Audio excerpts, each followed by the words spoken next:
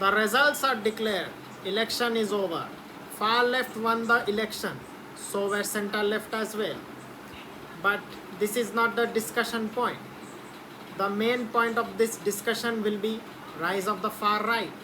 So please do subscribe to my channel and do like this video. So let's begin. Let us take the case of United Kingdom. Already center right conservative party called Tory were losing to Labour Party very badly. It was two-way fight, but one party was rising at this point of time. This was Reform UK under the leadership of Richard Tice with honorary president Nigel Farage. Hence, in order to counter the rise of the far right Reform UK, Conservative Party declared snap election or a quick election. Their main aim was to stop the entry of Reform UK into Parliament. If this happened, Tory party's existence will be in danger. Initially, it looked like Nigel was not interested, the honorary president of the Reform UK. Instead, Nigel Farage said he will be busy in doing politics in America for Donald Trump.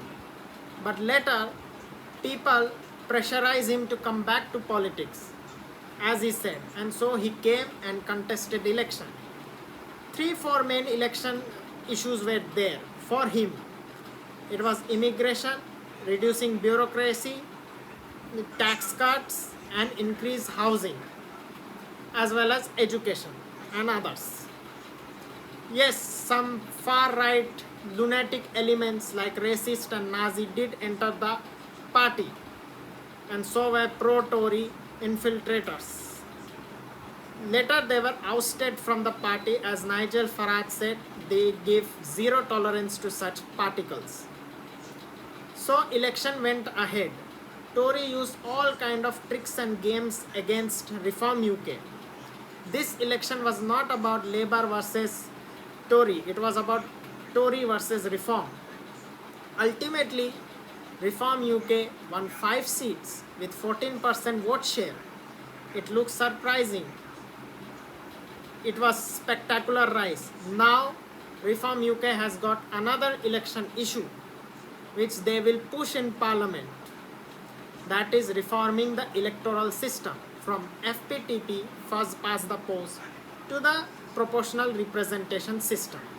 If UK had proportional representation system, then Reform UK would have got around 90 seats.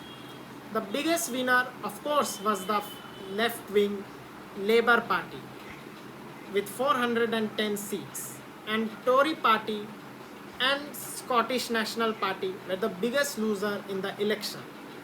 SNP won only 8 seats and Tory won 130 seats. Yes, it was not humiliation for Rishi Sunak as he won his own seat. Thank God he's Indian origin who has good sense of economics and politics. The case was similar to that of France. Let's study France as well. In France, European elections were declared, and surprisingly, Le Pen's National Front won the elections.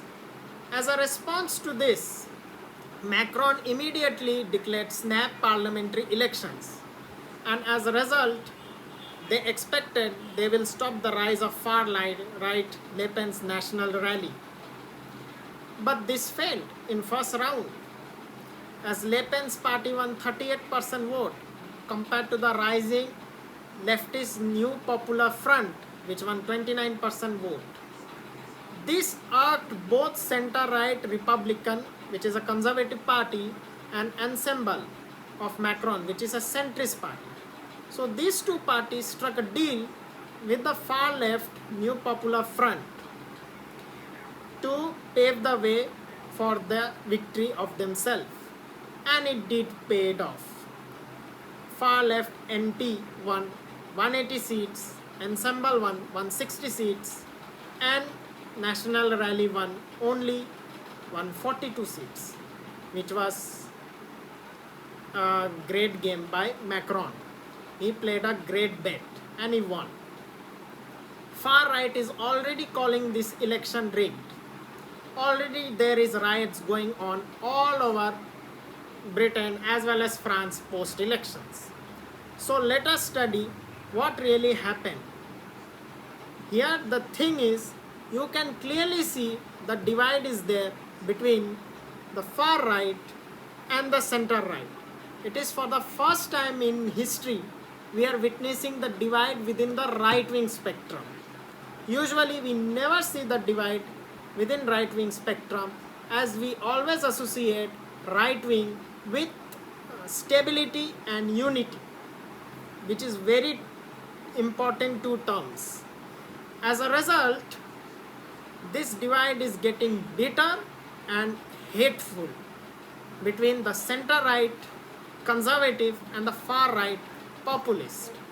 This can be clearly seen, and that too very openly, in Latin America and in NATO Europe. NATO Europe means all the NATO member European countries. I am not including ex-Soviet state like Ukraine, Belarus, Moldova, Georgia, Azerbaijan, other. It's a different spectrum. It is almost considered as a non-European country, though geographically it is European. So let's continue. So we can see both NATO European and Latin American countries seeing this divide very openly and very bitter. It has got so bitter that we see far rightists accusing center right conservative of being traitor, bully, pro-corporate, anti-people, and center right accuse far right of being fascist, misogynist, terrorist, as well as dictatorial. Far right and far left have less enmity between themselves than the far right and center right conservatives. Conservatives are so against far right that they are even willing to join hand with the leftist and the centrist as well as far leftists to defeat the far right.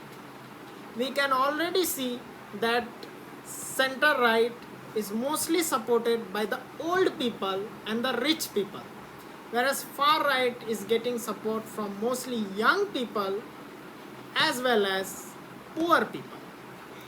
This kind of divide is getting more bitter. We can also see that center right gets support from the women and far right mainly gets support from the men. This is creating irreparable gender divide as well. We can see this. NATO Europe and Latin America cannot escape this situation. It has got so open that party has split, and now different right-wing party appeared for the first time in the world history. So far, both in Latin America and in NATO Europe, sometimes far right makes some compromise with the center right, because center right comes as a bigger party, but ultimately center right backstab far right parties because they want to keep power. Both, in which center right cleverly play the game and wins. But this time, far right is a bit uncompromising towards center right. They are unwilling to share power with center right. But we will not see this kind of divide in Asia, in former USSR, in Africa, and in North America. Here there may be good level of disagreement between the parties within the party. For example, let's take United States. There are center rightists and pro-Trump MAGA populists who fundamentally disagree with each other on many issues, but yet they keep the unity and they don't want to split their vote. They believe in unity and stability, in which they will never compromise. Both the MAGA and the center rightist and the Romney and McConnell and all these guys. Hence the Republican Party in America, BJP in India, and Russian party in Russia and others across Asia, Africa, former Soviet Union and North America don't face the split within right-wing spectrum. What is the future?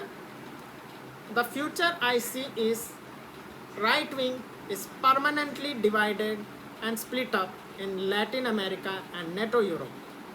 But we will so far not see the divide within the right in Asia, Africa, North America and former Soviet Union in near future.